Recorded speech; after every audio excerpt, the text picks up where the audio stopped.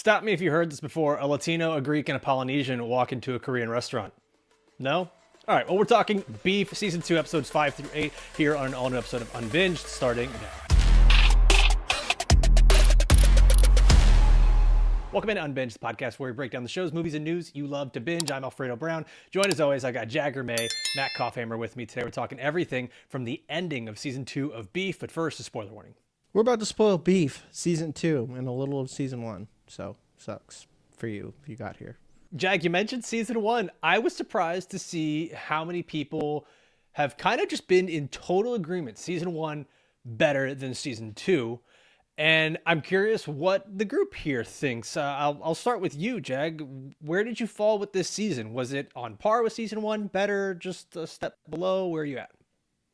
I thought it was like right on par, and they're two different kinds of stories and two different kinds of beefs, where I think that Season 1 was very centrally located with our two characters, you know, and with Season 2, it might be a little bit more difficult for people to connect because there's essentially the beef between the two couples, but there's three beefs within all the couples, within all three. And that includes Dr. Kim and Park. Goff, what about you? So, confession time. I never saw Season 1. I just That's right. I forgot. That's on me as a host for like not even. That is. Do the work, Bad man. hosting. Do the work. You got to show up, have work ethic. It's got to be in your heart. Well, then I'm going to go ahead and say that Season 2 is better. Anything is better than nothing. But Jet, you mentioned something here. It's like it's not that it has to be better. It's just different, and like that is something that I think they really harped on in this season, where it wasn't like two people or even two different socioeconomic classes having a clash. This was generations. This was couples. This was cultures. This was economical. This was everything. And Koff, since I know you can't really compare one to the other, what did you think about the way that they took this show, and it was kind of like, it wasn't just the one thing. It wasn't the one like initial problem that we had at the beginning. Every problem just continued to get bigger and bigger and bigger. And one of the, I guess, main complaints that I've seen people have, I didn't have this, was that it almost got too K-drama-y, like a Korean drama at the end, where they're like, okay, maybe the season jumped the shark. Did you feel that way as you were watching this? Did you feel like they maybe made things too big? I won't go that far. I'll say it felt like they were doing almost like a reverse Russian nesting doll situation, where you had the central problem and then they kind of built and built and built and built, and so you got layers upon layers of beef. It's a weird way to say that, but that's just I know it's a great sentence, right? So you just got multiple layers of these situations and conflicts. By the end of it, it almost felt fantastical, but I think that was the point of it. It was meant to be almost hyper realistic. Like when Eunice went full Jason Bourne and like hopped a fence, jumped on like a moving truck and like got away.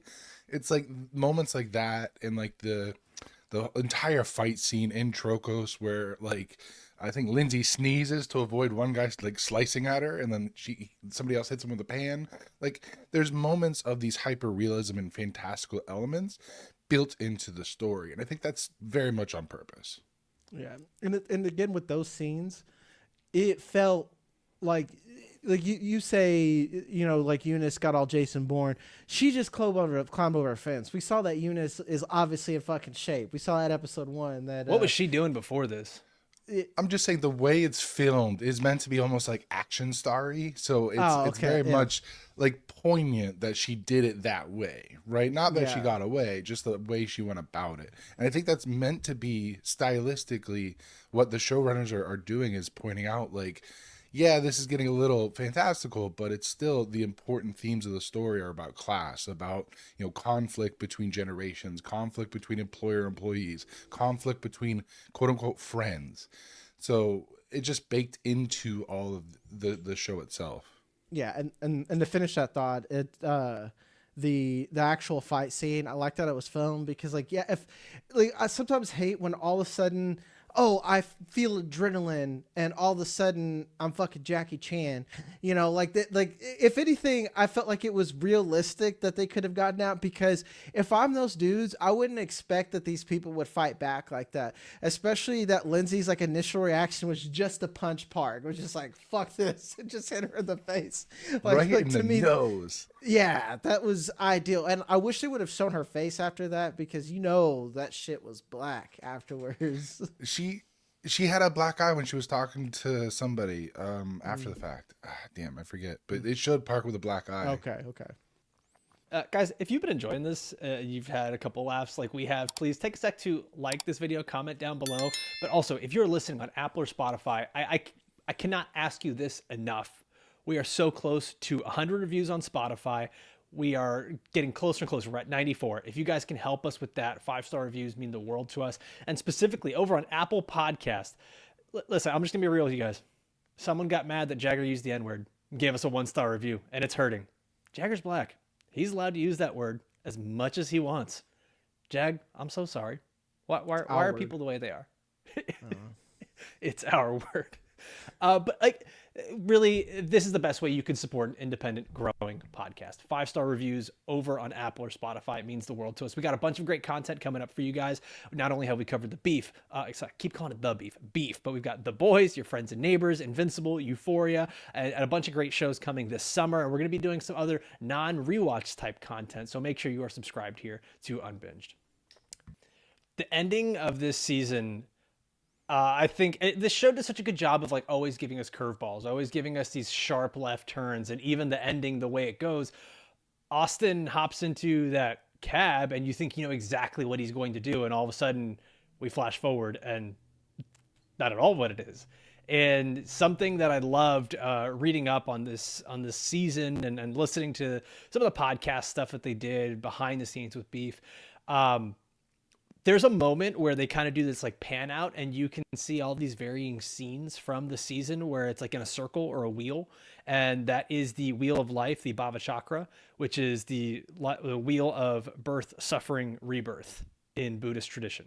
And it's kind of how history repeats itself. And that's exactly how this season ended, where Austin and Ashley become Josh and Lindsay, like almost to the T, except they added the kid to it, where it's like, your problems have not only resurfaced and repeated, but they've probably magnified to the point where, yeah, you've 10x'd your shit now if there's a child involved. The kid's name's Because Burberry. everybody knows.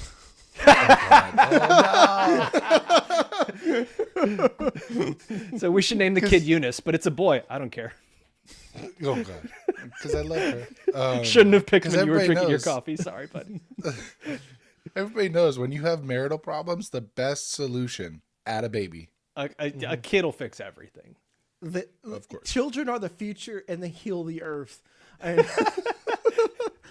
And they will I fix love your that you brought marriage. up the Bhava Chakra, because that's the entire theme of everything. Like, I tried not to Yes. blow you guys up in the group chat, because whereas season 1, yes, it was about relationships, particularly, and I can't remember names. Ali Wong's character and her husband was a big factor in there, and a little bit with Steven Yeun and his like ex from like high school. But even this season, it was far more of a central focus. And the episode that I think kind of brings it all together, it's a random throwaway statement where Troy, I felt like he was on DMT or something, and he's explaining anxious attachment style and avoidant attachment style.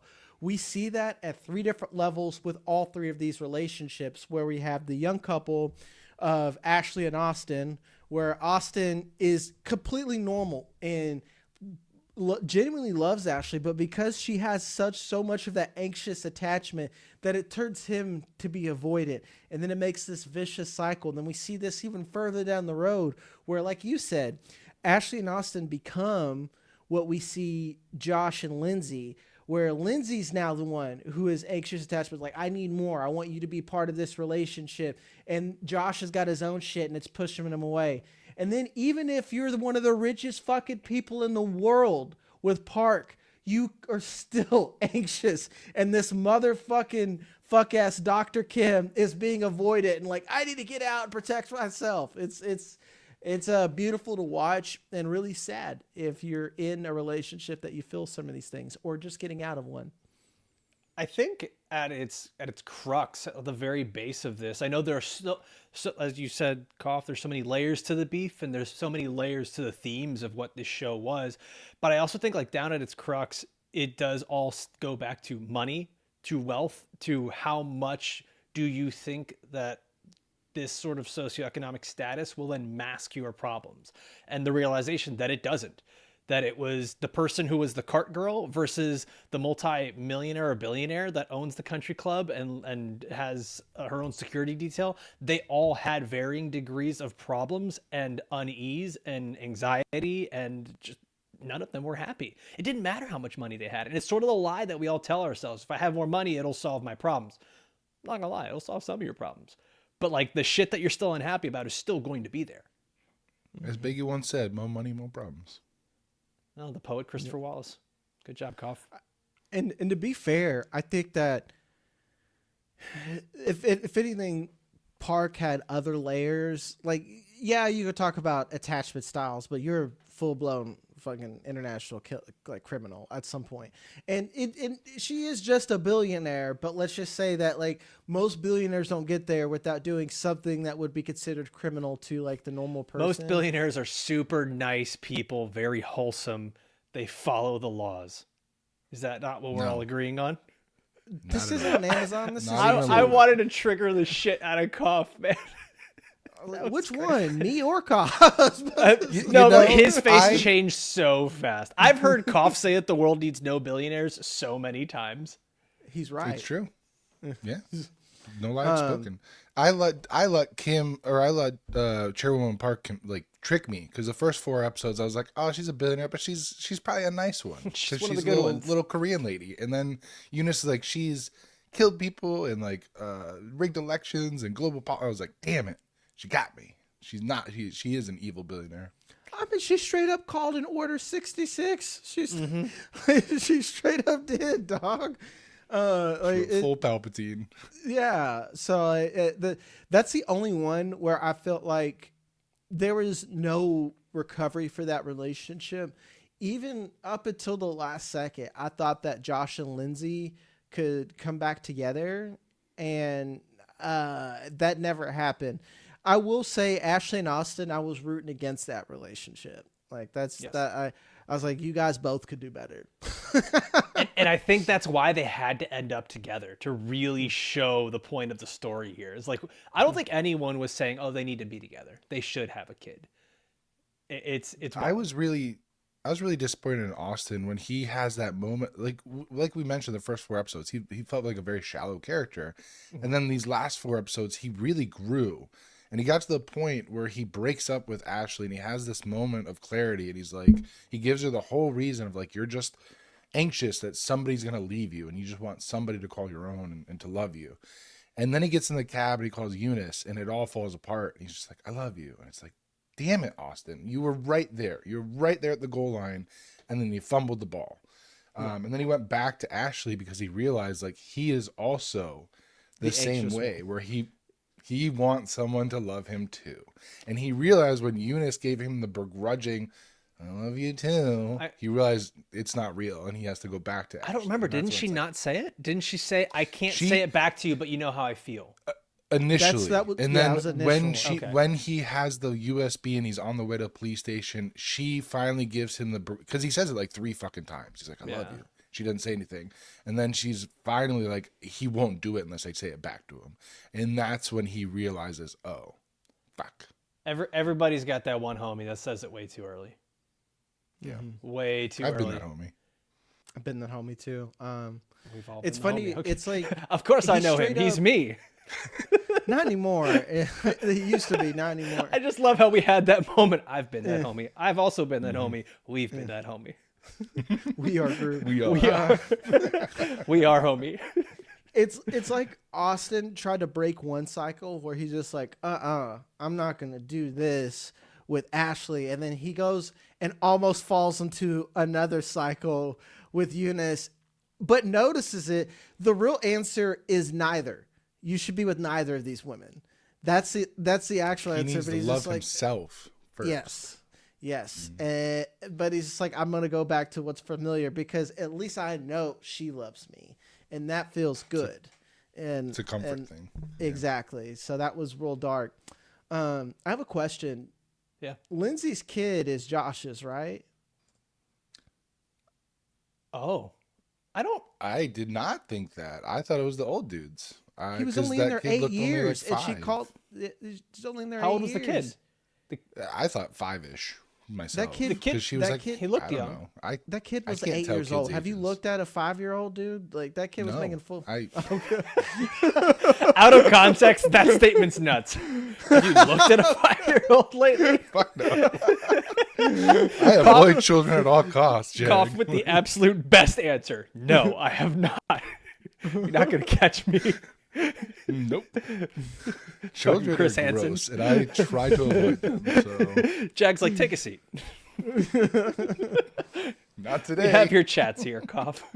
And maybe I'm way off base, but my second watch through of it, because like one thing about season 2, I felt like it deserved a rewatch because there was just so much to bring back the word layers to really catch here. Is that like the kid was dark haired? I don't know whatever that old dude is, how old he was. Well, he was salt and pepper, so you don't know. Hey man, Yeah, some of we us don't go know, gray. but it happens. she quit visiting Josh, whatever, around that time. So like I'm wondering, and then she just moved away to the countryside. That's straight up, I'm pregnant with your kid and I'm gonna run away type shit and deal with it. Maybe I'm wrong. It just like because she didn't even try to talk to him after he got out of jail or anything like that. She's just like watching and whatever. And he straight up saved her life. He saved all those people's lives. He took it on the chin. But Can I think we I talk think about that's- that moment? Yeah, I mean, really quick, I think that's who these characters are, though. It's one of those things where, like, in that moment, it felt right. And I think it's the other side of the same coin with Austin and Ashley, where he has that emotional intelligence, but it also leads him down the wrong path sometimes. Where the two of them, was it Josh and Lindsay? Lindsay says, "I'll wait for you." And then we got to assume, like, within a year of waiting, she was like, all right, never mind. Right? Like, that's kind of who they've been the whole time, is everything sounds really good in the moment. Everything works when it's superficial, when it's that mask. But then when it comes to the reality of the situation, everybody be scheming. Like, it's the same thing, just now it's played out in real life decisions and what happens when you get further and further from that moment. Sorry, Cough, go. If you love someone, let them free. No. I thought it was interesting that they gave us a literal representation of the prisoner's dilemma. When they separated, they had Josh and Lindsay separated from Austin and Ashley. And the two women are both like, we got to throw the other ones under the bus because they're going to do it to us. And Did Josh not seem like he was having the best emotional experience of all of them? He knew exactly who he was, why he was doing things, what his future was, like all of it, which was great. He was back had to a being the moment of clarity. GM of prison, whereas like everyone else was seemingly Suffering. living the happy life, but they didn't seem to be as comfortable as Josh. Even when he hears that Lindsay's with someone else, he's kind of like, okay, cool. And just smiles and like lets it go. Oscar Isaac was my favorite character, and I felt like both seasons my most relatable character, and that's the good and the bad, and I'll admit that, because it's like something that you brought up, Alfredo, about like the money never being enough. I have been Josh in my relationship up until today, where I'm constantly trying to. You're like, until about 18 minutes and 36 seconds ago. Yeah, exactly. I'm constantly chasing the career. I'm working all the time. I want the next thing to make us feel good, and the women just want us to be present. But being present also means that comes with sacrifice, where you're just not going to be having things, and that's like they bring that up is like you're going to be comfortable or you have to get comfortable thinking about the things you're never going to have. Lindsay's not really like that. She doesn't come from that. That doesn't work. So it's like Josh is already lost, and neither one of them realize that both of them aren't good for each other until it's far too late. And just that part where Austin's like, have you ever thought about another woman with your Lindsay? And he's just like, brother, Let's talk on DMT. I've totally done that before. My favorite episode was episode 6 when he does the DMT trip and has the ego death and emotional breakthrough. I thought it was all fantastically done. The only thing that was wrong about the DMT is like, and granted, everyone's experiences are different, but the one like there wasn't enough geometric shapes when you get that far DMT, where you're like literally looking at a fucking kaleidoscope. By the way, I've never done DMT before, so I did like when they show he's having his breakthrough. They didn't do it accurate. Also, I've never done it. I have done it a lot. It cuts to Austin's perspective, and you just see Oscar Isaac like convulsing on the floor. He's like, "Ah, shit! I may have given you too much." That is accurate, because like I had someone record me, and I was sitting on the couch just going. Thought you've never done DMT before. I haven't. I don't do Right, drugs, right. He's guys. never done it. I'm pure. He's never done it. Guys, this show does such a good job of being unintentionally funny all the time. Like the laughs per minute in this show are surprisingly high for a show that's not asking for it. That's supposed to be anxiety riddled. Searching for Burberry is just absolutely hilarious to me. Like I am laughing my ass off the whole time when Mummy's here, Burberry, come, it's Mummy. And then Oscar Isaac rolling down the window, Burberry, it's your father. Talking to it like it's a kid. Like there's just so many amazing moments, even to Lindsay grabbing a coyote and slamming it against a rock. Bro, she German suplexed that fucking thing into a rock. That was impressive. Yeah. Like, It's sorry just- for that great. coyote just being a coyote, but I'm going to protect my baby. Yeah. Poor Burberry. I'm so sad. Let's keep What a talking about hard-ass that. dog, though. In a sweater, it's over. Dogs in a sweater. It's a mark every time. That dog did nothing wrong and deserves the best. Guys, this show, I think, did such a good job of doing what, like the John Lennon quote, where it's like, life is what happens when you're busy making plans.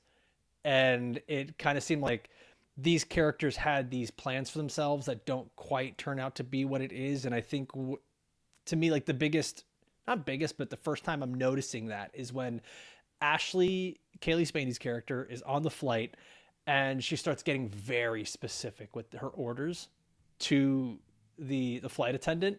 And when the camera pans back up, it's Ashley looking at herself in that flight attendant uniform. And basically she has become the thing that she despised. So when it's like a month ago, like not that long ago, it's how quickly she just became something that she never thought she would be. Mm-hmm. She moved up a rung on the ladder, and suddenly she's looking down at everybody below her. I want a soft ants. cookie. Oh, Yeah, it's got to make because a hard cookie is just not worth it. Ugh. Like, to me, that should be implied. Like, whoever, like, I want a nice, crispy, dry cookie. Like, this isn't the UK. Get the fuck out of here. You know? it depends. I'm not gonna lie. But yeah, I prefer a soft cookie. Just let us know. Hard cookie, soft cookie. Crispy cookies are From good. dipping Like you ever in had those? milk and it holds up, that's fine. But, like, who wants a dry fucking cookie, man? Well, like a thin crispy cookie Oreos sometimes are pretty works. damn delicious. So That's what we're You're here wrong. to talk about, guys. Cookies. You're It's- wrong. I mean, cookies. you're not wrong, Oreos. and I'm Milk's not going to say favorite we're cookie? right. Whose favorite cookie? Those are Milk's favorite cookie. Oreos. That's the literal like logo, like tagline. Yeah, they say it about themselves. That's like America saying we're the best Well, country in the world. Have you The talked propaganda has worked on Have me. you? Big Milk has you in their pocket, Cough. Okay. to Milk? Yeah. Big Dairy's got you. Also, Oreos aren't Yeah, even they do. chocolate. Oreos are not even chocolate. Did you know that? It's kind of like how I don't Sunny care. D is not really orange juice. Yoo-hoo is Get not the chocolate fuck milk. out of here. Don't Sunny care. D. That is pure. They squeeze it Sun- directly. And Right from the sun. Direct from the sun. yeah. Sunny D is orange drink. Yoo-hoo is chocolate drink, and Oreo is chocolate flavored Chocolate cookie. I'm good with it. Chocolate I cookie don't flavor. Last point on care. garbage. I do prefer a Yoo-hoo over chocolate milk. care. Ooh, Oh, that's a hard pass for me, Chief. Have you had Yoo-hoos lately? They're not the same. I'm an adult, They're so no. way more. I don't know, they're man. Way more watery. They're way more watery. Jack's than over on the Yoo-hoo. playground with the 5-year-olds drinking a Yoo-hoo. Just doing the full Big Daddy. You know what's good We're with gonna this? A shove little past rum. this one. We're gonna shove past this. Man, you know what, Koff? I'm gonna say it, dude. You keep shooting from half court, and this was not even a theory thing, but this was something you said where you're like, I don't know. Chairwoman Park, most interesting storyline for me after episodes 1 through 4, and Jag and I were both like, nah. And then all of a sudden, that became the straw stirring the drink of this show was Chairwoman Park, and it was, to be more specific, you were wrong in that embezzlement and money was not interesting. Threatening Well, to kill people, always interesting. well, it's because Okay, of the, we're all it's three on because of the different money sides. thing. Oh, It's let's hear because of it. the money thing, right? Like it became interesting because, like she mentioned, she loves this idiot Dr. Kim Dr. Kim. He doesn't love her; he loves her money, and that became the central conflict in their relationship. And that's what I was waiting for: is she going to allow her love for this idiot bring her down, or like we saw, she just has somebody shoot him in the head and pin everything on him and a willing patsy. It's funny as you're saying that, and I don't want to derail this. Josh and Lindsay wanting to be the chairwoman and her husband. The chairwoman and her husband are essentially Austin and Ashley, and Austin and Ashley eventually become Josh and Lindsay. Like it truly is that all a circle, that circle. Bava Chakra. Yeah, Jag, what were you going to say? Because you said we're all kind of on a different plane here. where I disagreed, like Koff was interested in that small dynamic in their relationship, which is actually true. I was always interested in Park, but I was just like, she's doing some fuck shit. And I knew that, like, that's just like, and we got to the fuck shit. And I did like, you're like that embezzlement. I didn't find that interesting. I did. I was just like, that's a fucking problem. You can't just like that country club was the white girl on the couch with the black guys meme, and the black guys are Jesus. just all these people embezzling it, you know? The interesting part about the embezzlement thing, though, is as soon as Troy and Ava found out that Josh embezzled from the company, they turned on him so fast. They turned on him and Lindsay Yeah. so fast. Because it's all And it's superficial. crazy Man. because Troy has not he has the kind of money where he's done some fuck shit in the past to get that money. And so for him to turn on Josh like that, it's like, man, that's hypocritical as fuck. Is that not a mirror up to everything right now? Yes, I mean, if come you on. clock that, Alfredo, the whole like mi amigo, like you are the help, my G. You are the help. Yeah, he went and sent you to your favorite band, but like that costs like $4 for him. This is me Venmoing Alfredo some beer money for him. That's just like they are on a such different level that like the pettiness hand-me-downs seem like great grand gestures to us peasants down here. Dude, it's wild. And like that was something, once you've seen it and you've been around it, immediately see Troy does not look at this dude as his actual friend.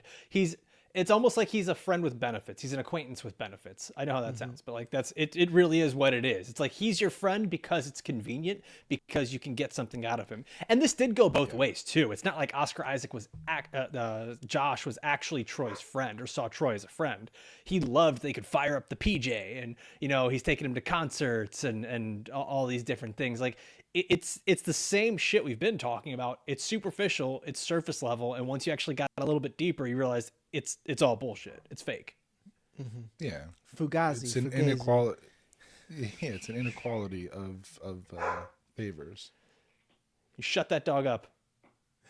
Who was that, Koff? Which one? That was Tiberius. He wants to go outside. It's always Tiberius. It's God Yeah, damn it, he's the loud Tiberius, man. Get it together, dude. We're doing a podcast right now, Tibbs. Guys, the music when this was awesome. Like that was something Phineas. that Phineas I know. O'Connor. Phineas, yeah. Phineas, Billie Eilish's brother / producer, did the music. It was such a stark contrast from the first season because I remember loving all the needle drops.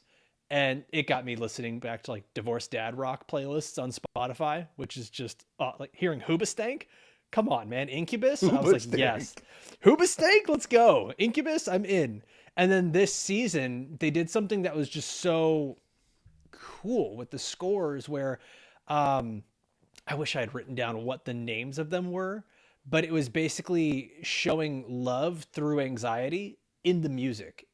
And I was like, you nailed it. You nailed everything that you needed to do with this series here. So big shout out to Phineas, who actually has this cameo in this as well. Mm-hmm. Yeah, he Billy hooks didn't up like when you Josh brought with her the- around. He hooked him up with what was her name, Jamie, the bassist. Yeah. Homie should have went to Cuba, and I wish she would have went to He Cuba. said it too. Yeah. He says I should have gone to Cuba. You hate your family. No, you hate my family. That is such I a thought that- relationship that said- thing too, and it really is. It's just like, That like I informs said, so I've been much. Josh. I've been Josh. Shots by actually, you hate your family. It's like not as much as you do, and I just kind of say thanks because I don't want you to be upset with me. Man, I'm allowed to hate my family. You, not so much. Mm-hmm. So, guys, favorite thing from this season as you came out of it, when you got to the ending, did you feel like it was a cheap ending, like it was a quick ending, or did you say, okay, we got the payoffs that we needed to make this a good season of television?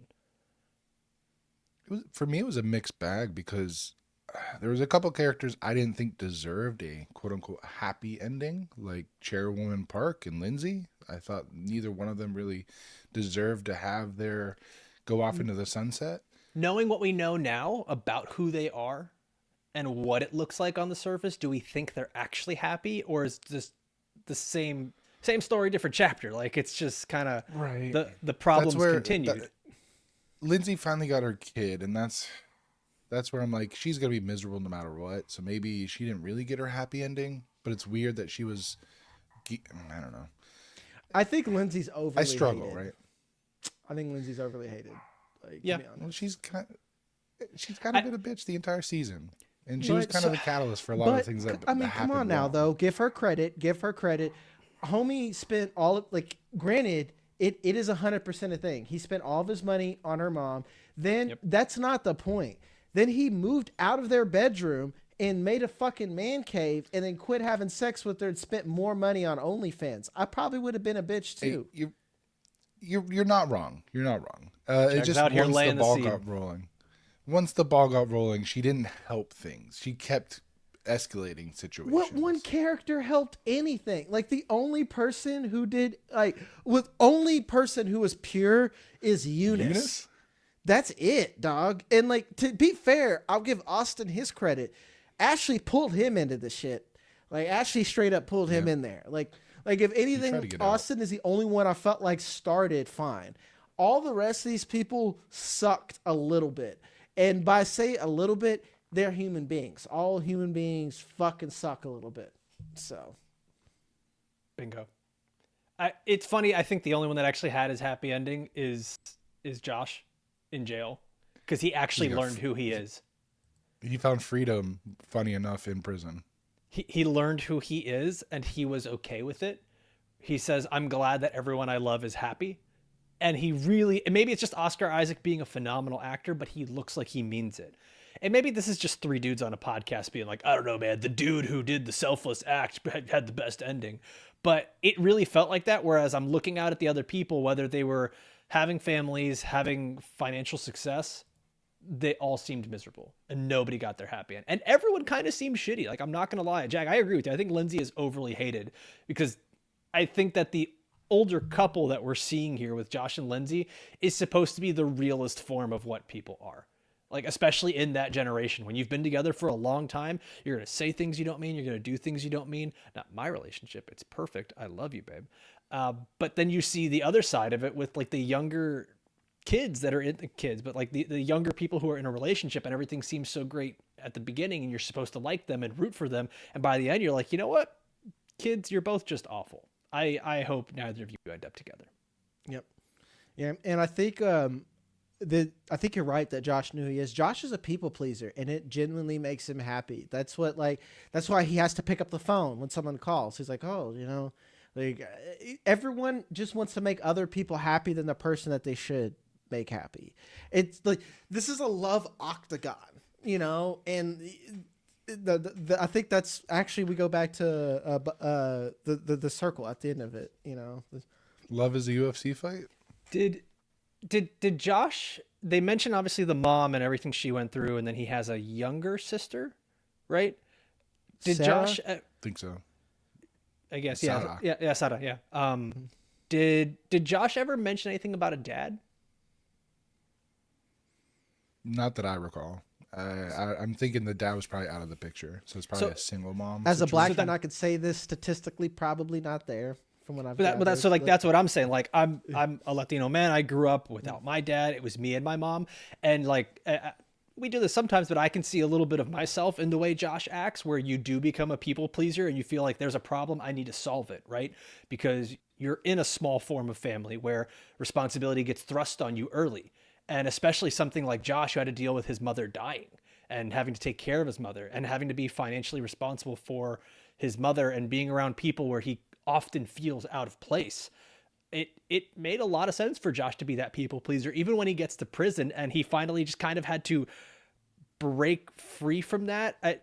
Not that he stopped being a people pleaser, but I think this is going to sound gross when I say it. He was pleasing himself. Like he was able to look at himself and be like, I'm doing something for me and I'm comfortable with my life now. He finally like you said, he finally got comfortable with himself. And here's my biggest issue with one of my biggest issues with Lindsay at the beginning of their relation or the show is that she kept trying to push Josh away from what he's good at, right? Like he is a fantastic GM because he's a people pleaser, because he knows where he can kind of give a gift and it'll get that And guest maybe right people above the pleaser is top, the wrong right? term that we keep using. Maybe he's just good with people. No, you're not wrong though. People pleasing is part of that. Yeah, And so for her though, to sit there and constantly belittle him and belittle his position because she feels that, it threw him off, and that kind of kicked off the whole catalyst of him going down the path of embezzlement. So again, it's because she was unhappy with her position in life. She also then roped him in on the unhappiness, and I get it. Their marital problems were plenty because of, like you said, Jack, he was going off and spending their money on OnlyFans models. But for her to sit there and constantly belittle him in his position, like, you gotta know that erodes his confidence, and that causes a lot of these issues down the line. And so again, they were unhappy with each other, they were unhappy with themselves, and they were just dragging each other down. That And last that's point, why I I think agree. they worked better separately than together.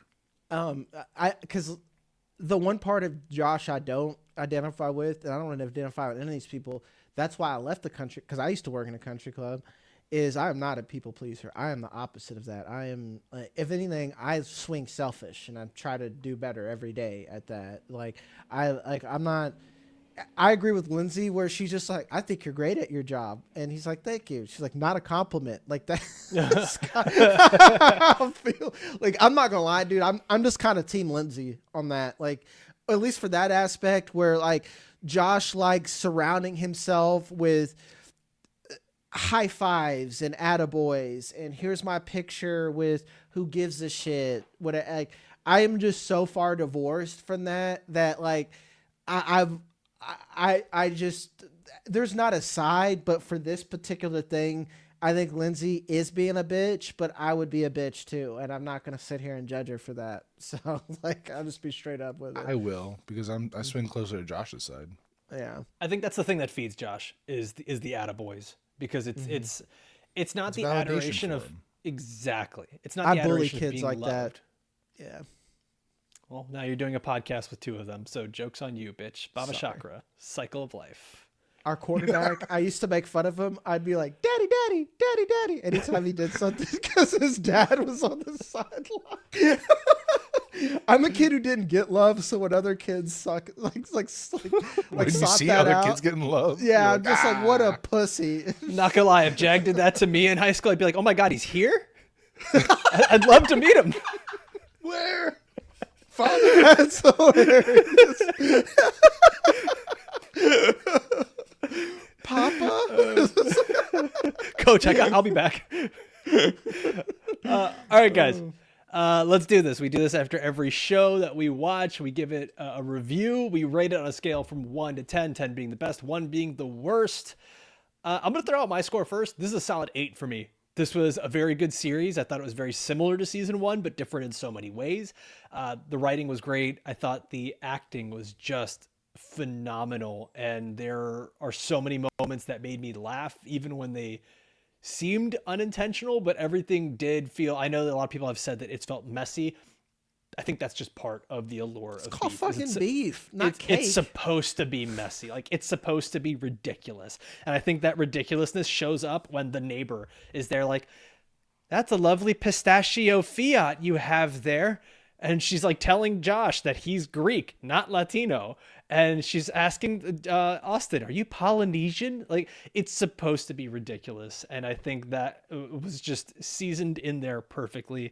So I'm going to give this an 8 out of 10. Jack, what about you?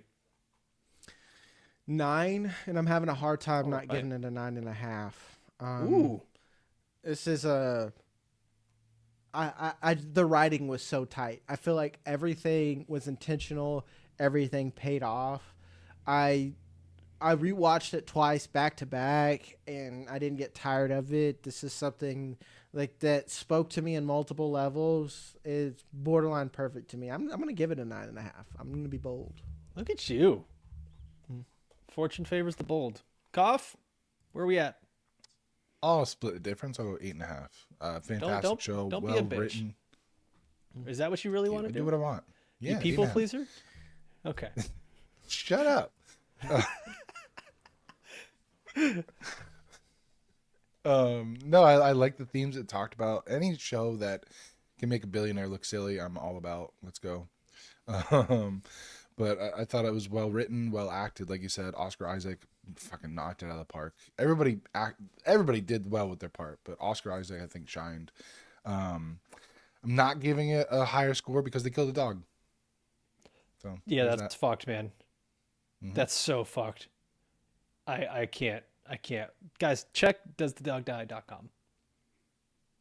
Every time. And I'm sad. Soft. No. I am currently petting my dog, Jag. Have you watched Hachi? Go watch that and tell me you're not just drenched in tears. No. Poor fucking dog. I'm good. I'm not going to give out the spoilers, everybody. I watched insane Marley and movie. Me with a straight face the entire time. That's okay. You have no soul. What the hell? The movie fucking have sucks, no dude. In the pod. And the pod. On that note, I'm about to do a Kanye. Jag doesn't care about dogs. All right, y'all. That's going to do it for us. Thanks for joining us for Beef Season 2, Parts 1 and 2 that we've done here. As always, we've got all of our other shows that we are covering. Invincible, The Boys, Euphoria, Your Friends and Neighbors. We just finished The Pit, so make sure you are subscribed to Unbinged and you can join us for all of those. As always, thanks for watching and listening all the way through. For myself, for Jag, for Koff. We'll see you next time. Adios.